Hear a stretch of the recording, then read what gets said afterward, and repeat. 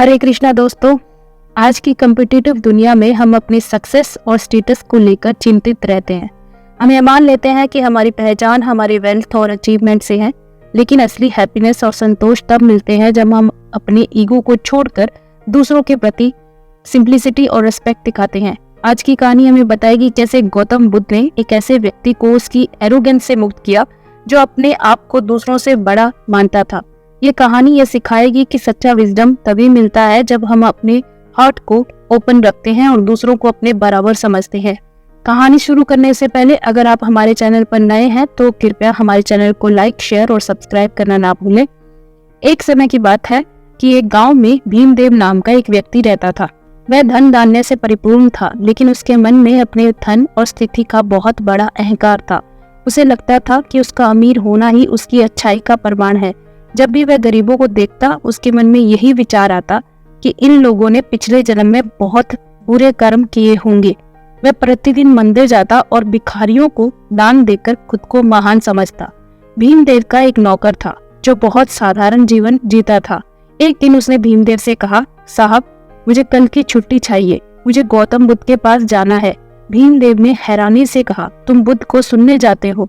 तुम्हें तो उनकी बातें समझ में नहीं आती होंगी। नौकर ने जवाब दिया, मुझे सब समझ आता है, उन्हें समझना कठिन है, लेकिन जो अहंकार के बिना जाते हैं उन्हें उनकी बातें समझ में आ जाती है।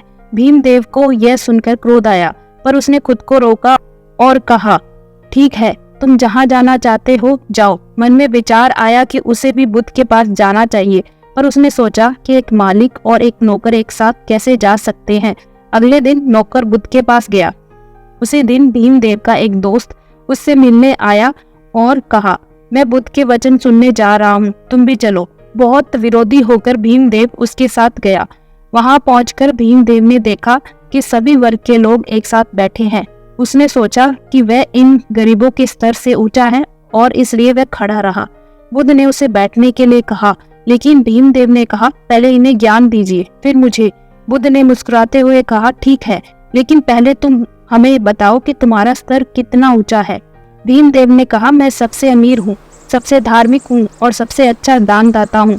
बुद्ध ने कहा, अच्छा, तुम रोज आना, मैं तुम्हारे लिए एक विशेष आसन लगवाऊंगा। भीमदेव को गर्व था कि उसे बुद्ध के पास एक विशेष स्थान मिला है। एक दिन बुद्ध ने सभी को चलने के लिए कहा। चलते चलते प्यास लगने लगी। सभी थक गए थे, लेकिन भीमदेव का गुस्सा और बढ़ने लगा। तब वे एक पेड़ के नीचे पहुंचे तो एक कुआं दिखा। बुद्ध ने उस कुएं के पास जाकर एक आदमी से पानी मांगा। आदमी ने कहा, जी जरूर, और उसने सभी को पानी दिया। बुद्ध ने कहा, मेरी प्यास बुझ चुकी है। यह सुनकर सभी आश्चर्यचकित रह गए। भीमदेव ने कहा, हम क्यों लौट रहे हैं? क्या हमें पानी नहीं मिला?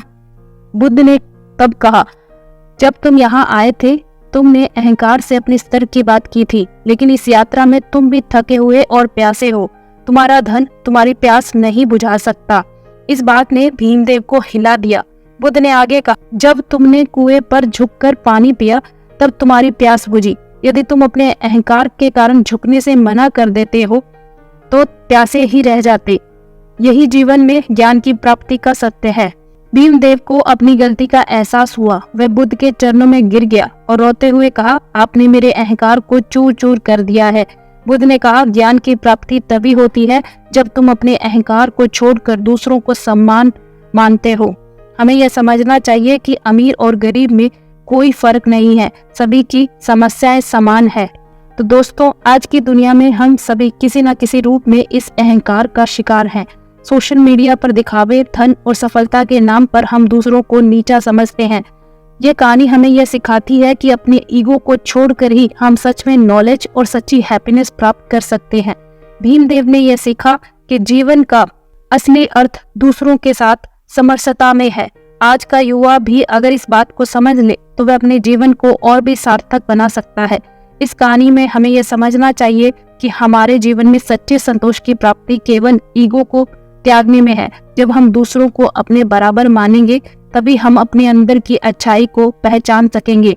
बुद्ध की इस टीचिंग को अपने जीवन में उतारना ही असली नॉलेज की प्राप्ति है।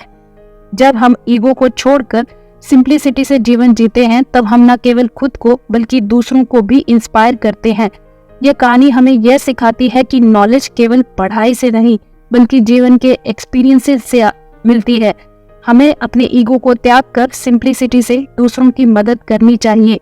इस तरह हम न केवल अपने जीवन को बेहतर बनाएंगे बल्कि समाज में भी पॉजिटिव चेंज ला सकेंगे। इस प्रकार भीमदेव की कहानी हमें यह प्रेरणा देती है कि हमें अपने जीवन में सिंप्लिसिटी, विनम्रता और ह्यूमैनिटी को प्राथमिकता देनी चाहिए, तभी हम सच्चे नॉलेज और खुशी की प्राप्ति कर सकेंगे। इस कहानी में हमें यह भी सीख मिलती है कि जीवन में असली खुशी तब मिलती है जब हम दूसरों को अपने से ऊपर मानते हैं और उनके साथ एम्पैथी और प्रेम से पेश आते हैं। इस कहानी से हमें यह महत्वपूर्ण सीख मिलती है कि एरोगेंस सच्ची खुशी से दूर रखता है। जब भीमदेव ने बुद्ध की बातें सुनी तब उसने अपने अहंकार को छोड़ने का निर्णय लिया। हमें भी अपने जीवन में दूसरों के प्रति कंपैशन और सिंप्लिसिटी को अपनाना चाहिए। जब हम अपने ईगो को छोड़कर सच्ची काइंडनेस और रिस्पेक्ट के साथ जीवन बिताते हैं तब हम असली हैप्पीनेस और पीस पा सकते हैं। आइए हम सब इस लेसन को अपने जीवन में उतारें और एक बेहतर इंसान बनने की कोशिश करें। अगर आपको ये वीडियो पसंद आई हो तो हमारे चैनल को लाइक करें, शेयर करें और सब्सक्राइब करें और बेल आइकन को प्रेस करना ना भूलें ताकि हमारे आने वाली वीडियो की नोटिफिकेशन आपको सबसे पहले मिले। धन्यवाद। राधे राधे।